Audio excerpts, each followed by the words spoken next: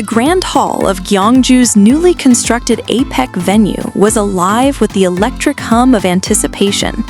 Crystal chandeliers cast a warm glow over tables adorned with fine china and polished silverware, while world leaders, diplomats, and dignitaries mingled in a sea of tailored suits and elegant gowns.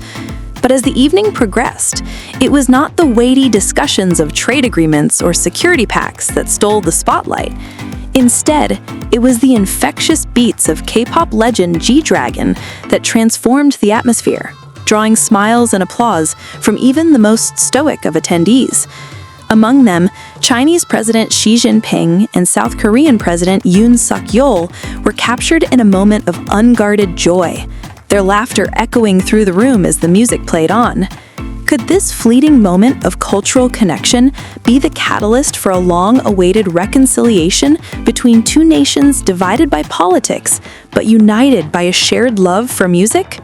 The APEC 2025 Gala Dinner, held on the eve of a critical bilateral summit, was designed to be more than just a formality. It was a stage for diplomacy, a chance to soften the edges of geopolitical tensions with the universal language of art and culture. GDragon, whose global influence transcends borders, was the perfect choice to bridge that gap. His performance, a blend of charisma and rhythm, was not just entertainment, it was a reminder of the soft power that K-pop wields on the world stage. As the camera zoomed in on Xi and Yoon, their expressions of delight suggested a rare moment of harmony. But the question lingered in the air. Could this night of music pave the way for a thaw in China-South Korea relations, particularly regarding the 8-year Hallyu ban that has stifled cultural exchanges? For many, the possibility seems almost too good to be true. The Hallyu ban, imposed by China in 2017 in response to South Korea's deployment of the U.S. Terminal High Altitude Area Defense System, has been a sore point in bilateral relations. It severed ties between two of Asia's most vibrant cultural industries, leaving fans on both sides longing for a reunion. Yet, recent developments have hinted at a potential shift. The APEC summit, with its focus on economic cooperation and people-to-people exchanges, provided a platform for leaders to reconsider the status quo. As GDragon's performance resonated through the hall, it sparked a flurry of speculation. Could this be the moment that changes everything? Could the leaders, caught in the spell of the music, find common ground to lift the ban and restore the cultural ties that once flourished? The evening's events were a microcosm of the broader narrative unfolding between China and South Korea. The APEC Forum, hosted in the historic city of Gyeongju, was already fraught with logistical challenges. A newly built $5.7 million wooden hall, intended for the gala dinner, had been deemed unsuitable at the last minute due to its size and lack of facilities. Cruise ships were leased to accommodate the influx of foreign delegates and journalists, and hotel prices soared as the city scrambled to meet the demands of an international event. Amidst this chaos, the cultural program emerged as a beacon of hope, a reminder that diplomacy is not just about treaties and tariffs, but also about shared experiences and mutual understanding. GDragon's performance was more than just a highlight of the evening. It was a symbol of resilience. Despite the ban, K-pop has continued to thrive globally, its influence undiminished by political barriers. The artist's presence at the APEC Gala was a testament to his enduring appeal and the cultural diplomacy that music can facilitate. As he took the stage, the audience was transported beyond the confines of politics, united by the universal language of rhythm and melody. For Xi and Yoon, who have navigated a complex relationship marked by both cooperation and contention, this moment offered a glimpse of what could be, a future where cultural exchanges flourish once again. The significance of this moment cannot be overstated. Cultural exchanges have long been a cornerstone of China-South Korea relations, fostering mutual understanding and goodwill. Before the ban, Chinese investment in the Korean entertainment industry was substantial, with Chinese firms scouting Korean talent and collaborating on projects that resonated across borders. The rise of streaming services has mitigated some of the damage, allowing fans to access Korean content despite the restrictions. However, the ban has left a void.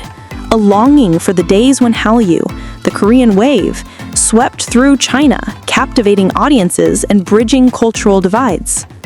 As the music faded and the applause subsided, the conversation turned to the upcoming bilateral summit. Scheduled for November 1, this meeting was anticipated to be a turning point in China-South Korea relations. Both leaders had emphasized the importance of deepening people-to-people and cultural exchanges during a phone call in June, signaling a willingness to move past the tensions of the past. China's implementation of a trial visa-free policy for South Korean citizens in November 2024 had already boosted independent travel, hinting at a gradual softening of restrictions. Now, with the memory of GDragon's performance fresh in their minds, the question was whether Xi and Yoon would seize the opportunity to address the Hallyu ban head-on. The stakes are high. For South Korea, lifting the ban would mean reclaiming a significant market for its cultural exports, boosting its economy, and reinforcing its soft power on the global stage. For China, it would signal a willingness to prioritize cultural diplomacy over political disputes, potentially improving its image in the eyes of the international community. The mutual benefits are clear, yet the path to reconciliation is fraught with challenges. The THAAD deployment remains a sensitive issue, and any decision to lift the ban would require careful navigation of domestic and international pressures. But the evening's events offered a glimmer of hope. The sight of Xi and Yoon smiling together, their guards down for a moment, suggested that personal connections could play a role in thawing frozen relations. Diplomacy, after all, is not just about grand gestures, but also about small, human moments. GDragon's performance, with its ability to transcend language and politics, provided such a moment. It reminded everyone in the room and those watching from afar that culture is a powerful tool for building bridges, even in the most divided of times. As the night drew to a close, the conversations continued. Delegates and journalists speculated about the implications of what they had witnessed. Could this be the beginning of a new chapter in China-South Korea relations? Would the leaders, inspired by the evening's cultural highlights, find the courage to make bold decisions? The answers were not immediate, but the questions themselves were a sign of progress. For the first time in years, the possibility of lifting the Hallyu ban seemed within reach, not just a distant dream, but a tangible goal. The morning after the gala, the city of Gyeongju buzzed with activity.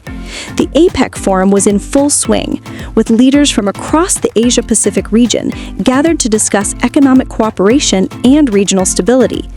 But beneath the surface of these formal discussions, the undercurrent of cultural diplomacy persisted.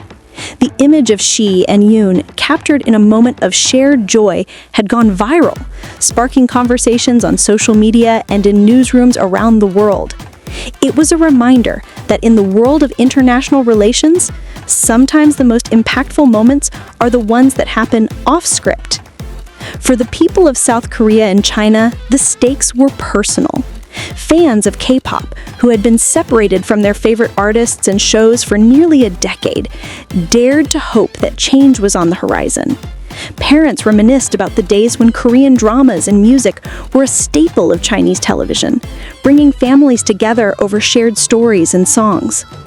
Students, who had grown up with the ban as a backdrop, dreamed of a future where cultural exchanges could once again shape their worldview.